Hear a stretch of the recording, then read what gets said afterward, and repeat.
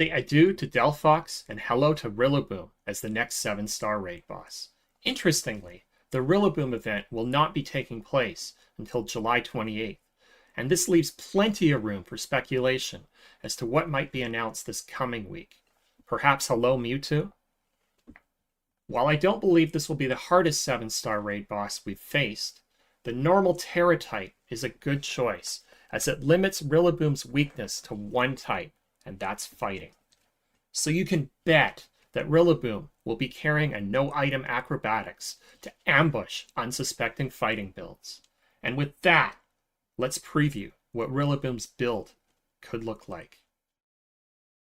As usual, we can expect Rillaboom's hidden ability, Grass Surge, which sets up grassy terrain for 5 turns, boosting the power of grass moves and providing a small amount of healing each turn. Rillaboom is very much a physical attacker with decent defense and HP, but it's rather lacking in special attack and special defense. Thus, I do not see this Rillaboom to likely be carrying Boom Burst, even though it's tempting with its 140 damage.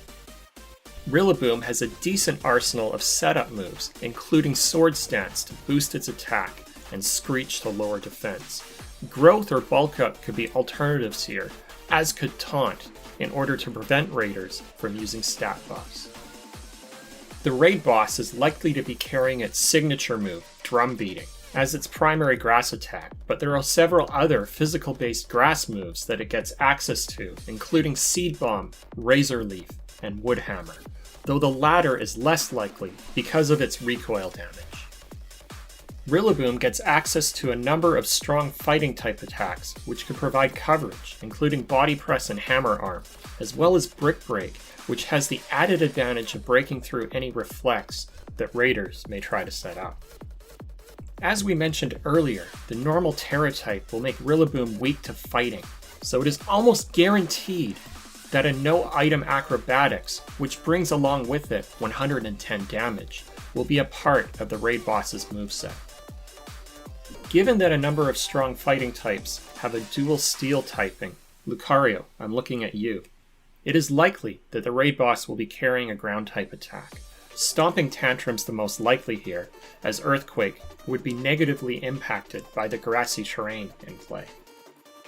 And of course, the normal Terra type also means that the raid boss will undoubtedly have a normal type attack. I would argue that a move such as Body Slam will be more likely than Boom Burst here, because of Rillaboom's abysmal special attack. Rillaboom could also be carrying a move like Knockoff to frustrate raiders by removing their carefully selected items, and most likely will have an extra grassy terrain to set up later in the battle. And with that, let's take a look at some possible builds. Our first build is an attacking build, and will be Iron Hands. Here, we'll be using an attack and HP setup with Drain Punch, Sword Stance, Close Combat, and Focus Energy. Iron Hands has the advantage that it resists acrobatics, and will be at least neutral to all the other attacks that Rillaboom may be carrying until you Terra up. The strategy would be to open with Sword Stance, and then rely on Drain Punch, with Focus Energy there to provide boosted critical hit chances. Close Combat would then be used as a finishing move. If you're a Scarlet player, this next build could be a really good choice, and may even be a better choice than Iron Hands. Koriadon will be an attack and defense build, which will take advantage of the super effective damage-boosted Collision Course. I would recommend giving this move a few extra PP if you have some spare PP ups. Sword Stance and Screech are there to optimize damage before Rillaboom shields, while Drain Punch will provide some recovery. And with that, let's turn our attention to our support builds. This first build is probably my favorite support build, since you can have a lot of fun trolling Rillaboom with Chilling Water. We'll be optimizing Mew's HP and defense in order to maximize its survivability. This build is ideal for teams of special attackers, like Arceus, as Acid Spray is there to lower special defense. Unfortunately, Mew does not have any analogous moves to lower physical defense, and thus, this may not be the ideal build for teams of physical attackers. I've included either Pollen Puff or Life Dew to provide heals to your allies as well. So with that, let's take a look at our other support build.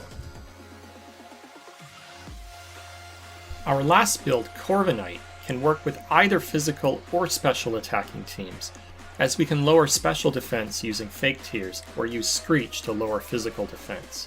Our build will take advantage of Mirror Armor in case Rillaboom tries to lower our stats, and we'll include the Light Clay to increase the duration of Reflect.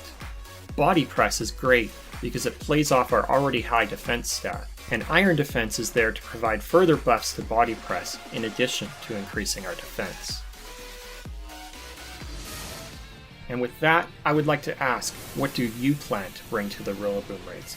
Comment down below with your favorite builds. Good luck and happy hunting!